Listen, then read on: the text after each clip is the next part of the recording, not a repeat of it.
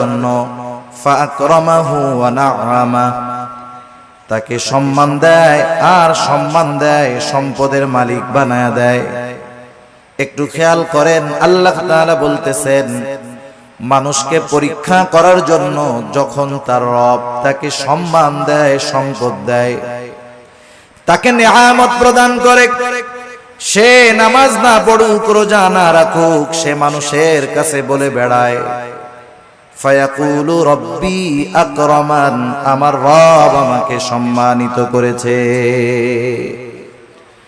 আল্লাহ তাআলা বললেন আমি মানুষকে সম্মান, সম্পদ, নেয়ামত পরীক্ষা করার জন্য দেই, আর মানুষ এটাকে পরীক্ষা না মনে করে সে বলে আমার রব আমাকে সম্মানিত করেছেন।